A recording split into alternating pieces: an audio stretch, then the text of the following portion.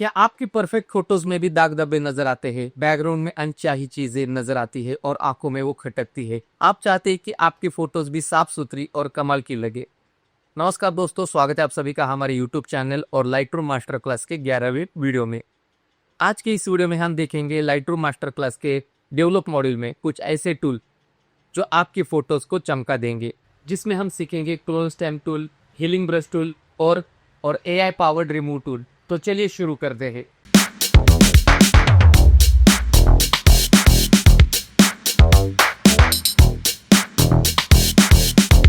Spot removal tool को activate करना भी बहुत आसान है। आपको सिंपल कीबोर्ड से यहाँ पे क्यू बटन प्रेस करना है या फिर आप यहाँ पे टूल स्ट्रिप में ये जो 3 नंबर का जो आइकॉन आपको दिख रहा है, आप इस पे जाके क्लिक कर सकते हैं। तो जैसे हम यहाँ पे कीबोर्ड से क्यू बटन प्रेस करेंगे तो आप यहाँ पे रिमूव टूल का जो सेक्शन है इसके ऊपर आएंगे। तो इस सेक्शन में आप देख सकते हैं यहाँ पे 3 टूल आपको दिखाई देंगे। पहला है रिमूव टूल, दूसरा है यहाँ पे हील टूल और तीसरा है यहाँ पे क्लोन टूल। तो अगर आप पुराना लाइटरूम यूज कर रहे हैं तो आपको यहाँ पे दो ही टूल यहाँ पे दिखाई देंगे, और अगर आप लेटेस्ट लाइटरूम क्लासिक यूज कर रहे हैं तो आपको यहाँ पे रिमूव टूल मिल जाएगा। तो यहाँ पे ये जो रिमूव टूल है इसके लिए आपको एडोबी का सब्सक्रिप्शन लेना बहुत जरूरी है।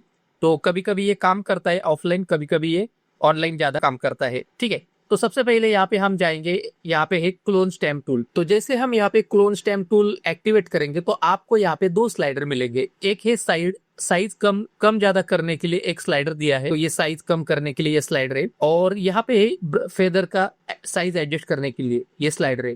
तो इसकी मदद से हम जो ब्रश है हमारा, इसको हम यहाँ पे कंट्रोल कर सकते हैं। यहाँ पे आप साइज इसको कम कर सकते हैं, और यहाँ पे जो आपका जो सर्कल है आप यहाँ पे देख सकते हैं। मैं इसको यहाँ पे बड़ा कर देता हूँ, और ये जो बीच वाला जो सर्कल है ये अंदर जा रहा है, ये एक्चुअली मेन ब्रश है, और उस सर्कल, वो छोटा सर्कल और बड़ा सर्कल जो बीच का जो एरिया है वो हमारा फेदर है। तो फेदर का एरिया हम यहाँ से कम ज्यादा कर सकते हैं। ठीक है, तो जितना हमारा यहाँ पे स्पॉट हमें यहाँ पे रिमूव करना है उसके हिसाब से यहाँ पे हमें ब्रश का साइज लेना है। तो यहाँ पे जब आपका क्लोन स्टैम्प टूल एक्टिवेट होता है तो बाकी के टूल के तुलना में आपका ये टूल ज्यादा ब्राइट आपको दिखने लगता है। अगर आपका हील यहाँ पे एक्टिवेट है तो बाकी के टूल आपको यहाँ पे थोड़े से डल दिखाई देंगे। तो इसमें भी आपको सेम उसी तरह से, जैसे आप यहाँ पे हील को क्लिक करेंगे तो इसमें भी आपको 2 स्लाइडर मिलेंगे, साइज का और फेदर का। ठीक है, तो यहाँ पे हम तीनों का डिफरेंस देखेंगे। तो सबसे पहले हम यहाँ पे क्लोन स्टैम्प टूल पे आते हैं, और अभी यहाँ पे देख सकते हैं कि आप इस इमेज में बहुत सारे दाग धब्बे, बहुत छोटे मोटे बहुत से स्पॉट है। ठीक है,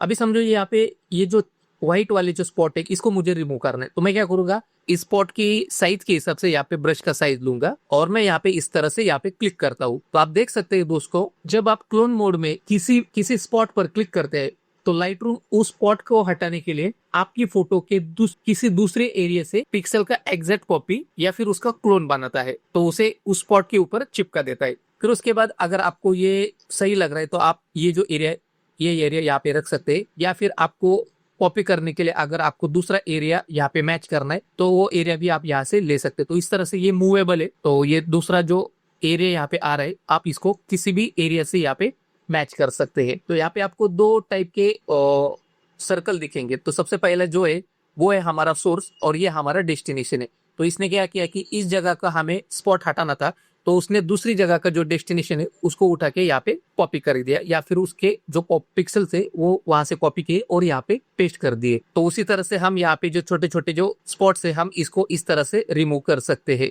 तो हर बार आपको कुछ इस तरह से ये विजुअलाइज या फिर जो स्टैम्प है वो आपको यहाँ पे दिखाई देंगे। अगर आपको इस हिस्से को बड़ा ये करना है तो आप इस तरह से कर सकते हैं। ठीक है, या फिर आप इसको इस तरह से रिमूव कर सकते हैं। अभी हम यहाँ पे वापस से इसको रिसेट करेंगे और देखते हैं कि यहाँ पे हील किस तरह से काम करते हैं। तो मैं यहाँ पे इसको एक्टिवेट कर देता हूँ। तो अभी हम क्या करेंगे, जो हमने क्लोन स्टैम्प टूल से जिस स्पॉट को यहाँ पे सिलेक्ट किया था उसी स्पॉट को हम यहाँ पे हील की मदद से यहाँ पे इसको इस तरह से सेलेक्ट करेंगे। तो यहाँ पे आपको ऐसा लग रहा है कि सेम उसी तरह से यहाँ पे उसने काम किया, लेकिन ये थोड़ा सा अलग काम करता है।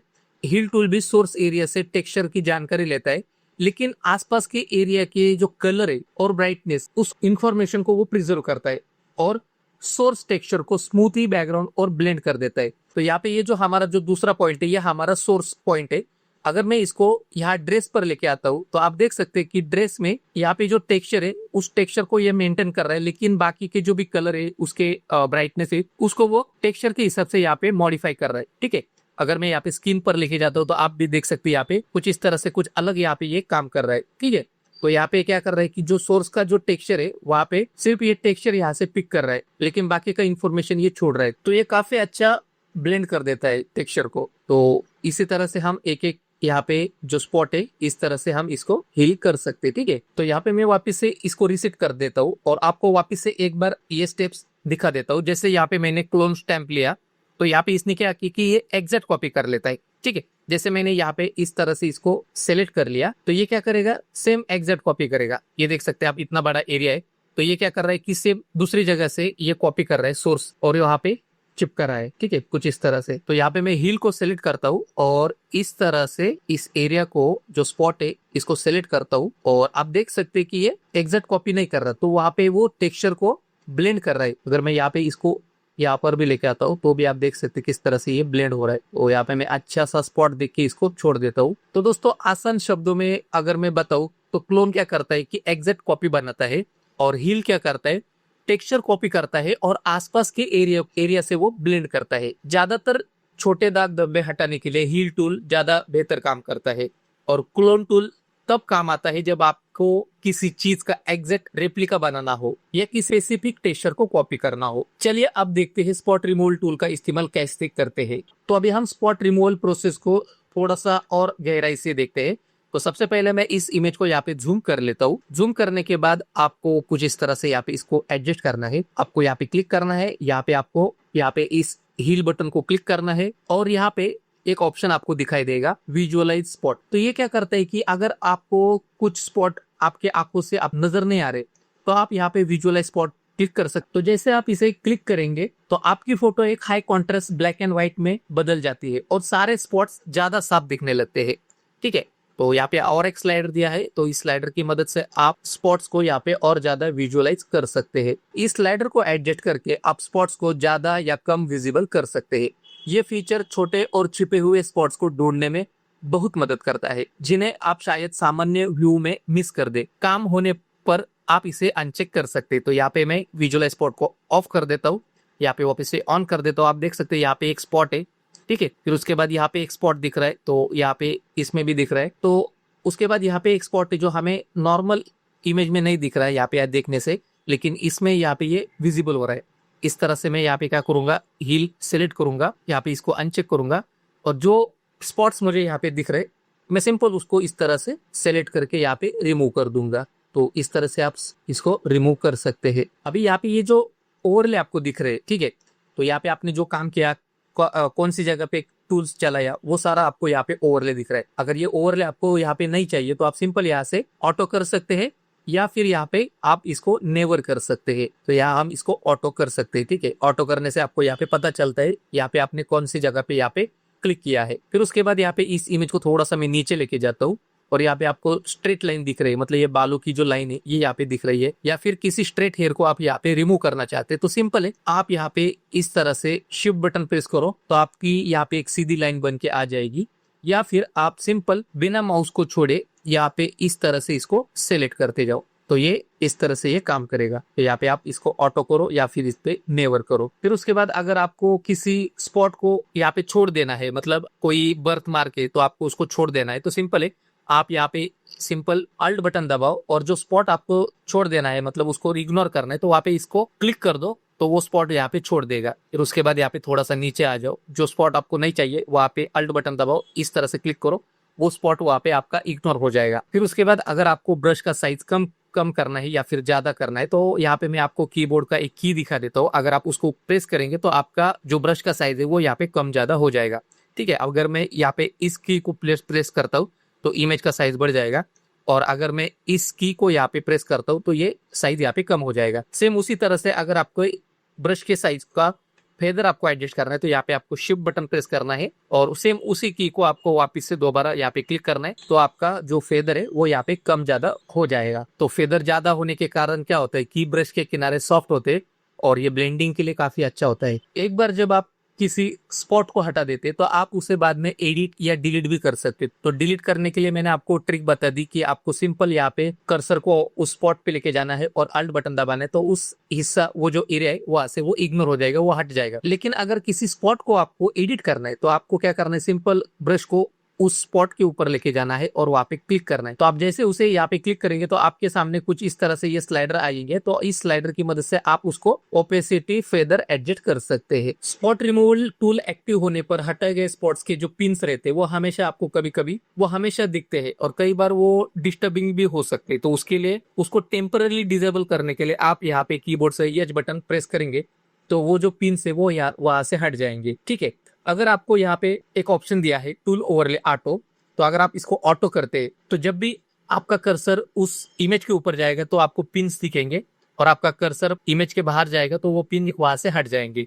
तो एक अच्छा ऑप्शन है, तो इसे आप ऑटो रखो। अगर आपको पिन ऑलवेज रखना है तो आप ऑलवेज रख सकते हैं, ये पिन हमेशा के लिए वहां पे दिखेंगे। अगर आपको नेवर करना है तो आप नेवर भी कर सकते हैं। ठीक है, तो बेहतर है कि आप इसको ऑटो रखो। तो जैसे आप इस इमेज के ऊपर जाएंगे तो आपके पिन दिखाई देंगे, या फिर शॉर्टकट आप यूज कर सकते हैं एच बटन, तो ये टेम्परली डिसेबल हो जाएंगे इस तरह से। तो इस तरह से दोस्तों ये क्लोज स्टैम्प टूल और रिमूव टूल काम करते हैं। फिर उसके बाद अगर आप नया लाइटरूम क्लासिक यूज कर रहे हैं तो यहाँ पे आपको एक रिमूव टूल मिलेगा जो एआई बेस्ड टूल है।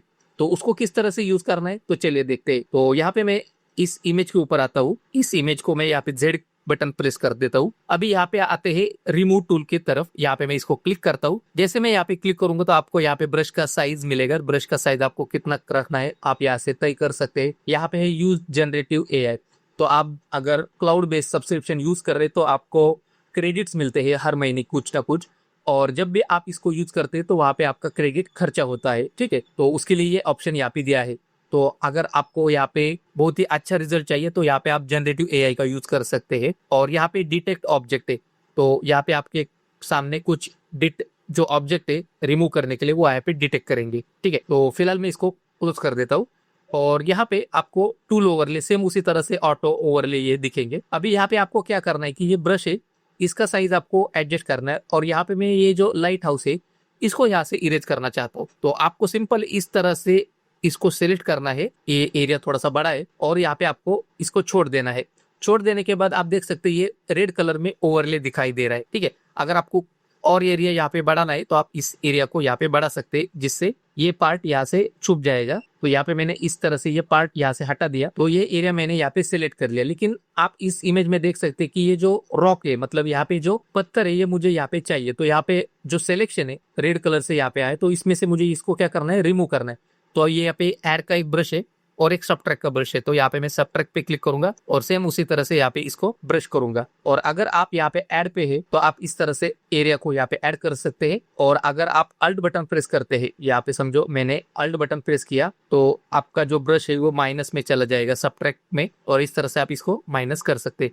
इतना होने के बाद आपको सिंपल यहाँ पे रिमूव करना है और ये थोड़ा सा क्लाउड में प्रोसेस हो जाएगा और वो एरिया को वहां से हटा देगा। तो आप देख सकते हैं ये यहाँ पे 3 वेरिएशन आपको दिखाई देंगे। यहाँ पे ये फर्स्ट वेरिएशन है, यहाँ पे ये दूसरा वेरिएशन है और यहाँ पे ये तीसरा वेरिएशन। तो तीसरा वेरिएशन काफी अच्छा है, तो हम इसको रख सकते हैं। सेम उसी तरह से यहाँ पे मेरे पास ये एक इमेज है। अभी यहाँ पे आप देख सकते हैं कि यहाँ पे ये स्टैंड है फोटोग्राफी का, यहाँ पर भी एक स्टैंड है और ऊपर कुछ ओवरले, इसको मैं यहाँ पे हटाना चाहता हूँ। तो मैं रिमूव टूल का यूज करूंगा, रिमूव टूल यहाँ पे सिलेक्ट करूंगा और इस एरिया को मैं यहाँ पे सिलेक्ट कर लेता हूँ। यहाँ पे इसको भी सिलेक्ट कर लेता हूँ। फिर उसके बाद यहाँ पे ये एक एरिया है थोड़ा सा, इसको भी सिलेक्ट कर लेता हूँ इसको। फिर उसके बाद ये बड़ा वाला एरिया है, इसको भी यहाँ पे इस तरह से मैं सिलेक्ट कर देता हूँ। तो एक अच्छी बात ये है कि अगर इतने ज्यादा जो एरिया है, इतना बड़ा एरिया है, तो अगर आप इसको क्लोन स्टैम्प टूल या फिर रिमूव टूल की मदद से हटाने की कोशिश करेंगे तो आपको थोड़ा सा प्रॉब्लम आ जाएगा। लेकिन एक रिमूव टूल एक अच्छा एआई टूल है जिसको आपको यहाँ पे आपको 3 जनरेशन मिलते हैं